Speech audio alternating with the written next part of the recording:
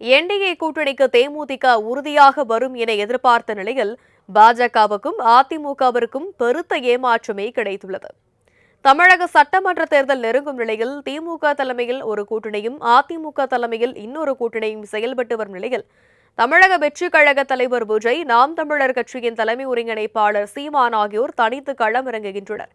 இதனால் சட்டமன்ற தேர்தலில் 4 முனை போட்டி நிலவுகிறது. இந்த நிலையில் அதிமுக கூட்டணியா திமுக கூட்டணியா என முடிவெடுக்காமல் இருந்து வந்த பிரேமலதா விஜயகாந்த் கட்சியின் எதிர்காலத்தை கருத்தில் கொண்டு திமுக கூட்டணியில் இணைந்துள்ளார். இதனிடையே ஈஷா மையத்தில் நடந்த மகா சிவராத்திரி நிகழ்ச்சியில் SP வேலுமணியோடு பிரேமலதா பங்கேற்றதால் அதிமுகவுடன் தேமுதிக இணையும் என செய்திகள் பரவிய நிலையில் தற்போது திமுகவுடன் இணைந்துள்ளது. முன்னதாக 2019-20 ஆண்டுகளில் தேமுதிகவுக்கு MP சீட்டு தருவதாக அதிமுக வாக்குறுதி அளித்து தராததால் அதிருப்தியில் இருந்த பிரேமலதா விஜயகாந்த் திமுகவில் இணைந்து எடப்பாடி பழனிசாமிக்கு அதிர்ச்சி கொடுத்திருக்கிறார்.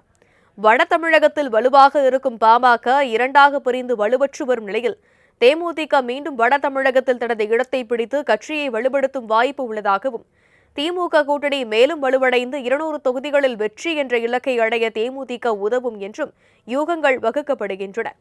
என்டிஏ கூட்டணிக்கு தேமுதிக உறுதியாக வரும் என எதிர்பார்த்த நிலையில் பாஜகவுக்கும் அதிமுகவிற்கும் பெருத்த ஏமாற்றமே கிடைத்துள்ளது.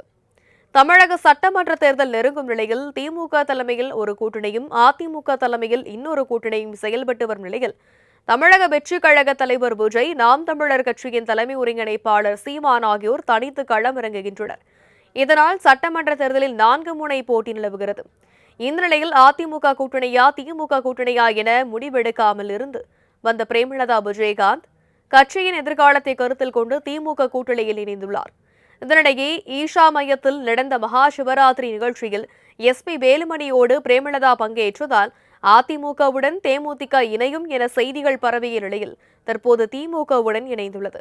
முன்னதாக 2019-20 ஆண்டுகளில் தேமுதிகவுக்கு MP சீட்டு தருவதாக அதிமுக வாக்குறுதி அளித்து தராததால் அதிருப்தியில் இருந்த பிரேமலதா விஜயகாந்த் திமுகவில் இணைந்து எடப்பாடி பழனிசாமிக்கு அதிர்ச்சி கொடுத்திருக்கிறார். வட தமிழகத்தில் வலுவாக இருக்கும் பாமக இரண்டாக பிரிந்து வலுவற்று வரும் நிலையில் தேமுதிக மீண்டும் வட தமிழகத்தில் தனது இடத்தை பிடித்து கட்சியை வலுப்படுத்தும் வாய்ப்பு உள்ளதாகவும், திமுக கூட்டணி மேலும் வலுவடைந்து 200 தொகுதிகளில் வெற்றி என்ற இலக்கை அடைய தேமுதிக உதவும் என்றும் யூகங்கள் வகுக்கப்படுகின்றன.